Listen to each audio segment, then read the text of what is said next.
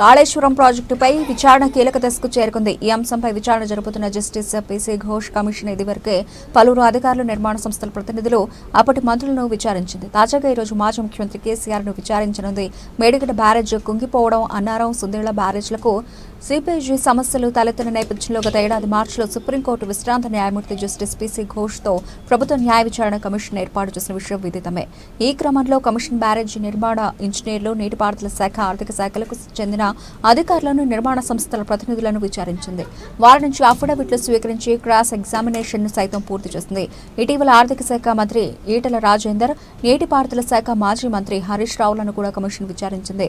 ఈరోజు ఉదయం 11 గంటలకు మురుగుల రామకృష్ణారావు భవన్లో జస్టిస్ ఘోష్ కమిషన్ మాజీ సీఎం కేసీఆర్ ను విచారించనుంది. ఇప్పటి వరకు మీడియా కమిషన్లోని ఇంజనీర్ల సమక్షంలో విచారణ జరిపిన కమిషన్ కేసీఆర్ విషయంలోనూ అదే విధానాన్ని అనుసరిస్తుందా, లేక కేవలం కమిషన్ అధికారుల సమక్షంలోనే ఇన్ కెమెరా విచారణ జరుగుతుందా అనే అంశంపై ఉత్కంఠ నెలకొంది. 80,000 కోట్లు పెట్టి కాళేశ్వరం ప్రాజెక్టు కడితే ఎప్పుడో తీరిపోయింది దాని బాకీ. పంటలు పండేది ఒక్కొక్కసారి పండితే 3 కోట్ల టన్నులు పండుతుంది. ఉసుకమన్నట్టే పండుతుంది వడ్లు. మీరందరూ కూడా చూస్తాను. నేను హెలికాప్టర్ మీద అక్కడ వదిలి ఆ కాలాల సమయంలో ఎక్కడ చూసినా కానీ ఆ టార్పాలిన్ పేపర్లు, వడ్ల కుప్పలు, డాంబర్ రోడ్లు అన్నీ ఆక్రమించేస్తారు. సగం డాంబర్ రోడ్డే ఉంటుంది మనం పోవడానికి. అంత బ్రహ్మాండంగా పంట పండుతుంది. దాన్ని చూసి చాలా సంతోషం అనిపిస్తుంది, గుండెలు ఉప్పొంగుతాయి. ఈ దీనికోసమే తెలంగాణ తెచ్చుకున్నాము అనే ఒక సిస్టంలో మనోళ్ళు అక్కడ అంటే కూడా నేనంటే మరి మీరు ఎందుకు తెచ్చారు తెలంగాణ నాకు అర్థం కాదు. ఎక్కడ వదిలిపెట్టరు, ఎక్కడ కూడా వాగులలో వదిలిపెట్టరు. ఇలా మనం చెక్ డ్యాములు కట్టుకున్నాం. ఆ ట్రిక్కు మనకు తెలుస్తుంది, వేరే ఏమని తెలియదు, ఈవెన్ అధికారులకు కూడా తెలియదు. వాగులో ఇడిచిపెడితే చెక్ డ్యాములు నిండితే గ్రౌండ్ వాటర్ మంచిగా ఉంటుంది, బోర్లు మంచిగా పోతాయి, సింపుల్ ముచ్చట.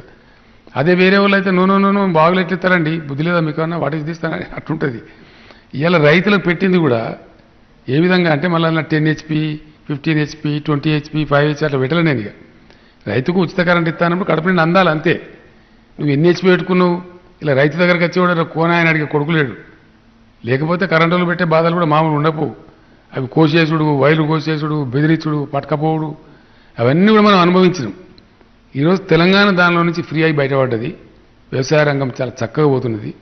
నిన్న మొన్న మీరు చూసుంటారు, రాష్ట్రంలో ఉన్న గిరినీళ్ళు పట్టలేకపోతున్నాయి వడ్లు. ఎంతగానో పడతా సామర్థ్యం లేదు. దానికి అది పెద్ద జపాన్ కంపెనీ పెద్ద సటాకాన్ ఉంటుంది అని పిలిపించి మనం మాట్లాడినాం. ఇంకో 1 కోటి టన్నులకు 2.5 కోట్లకు మనం పెడితేనే కర్తద్రబాయి లేకపోతే గలవది. ఎందుకంటే పసలు అయిపోయి అటు ఇటు చూస్తాం, మళ్ళీ నెక్స్ట్ పసలు వస్తూనే ఉన్నది.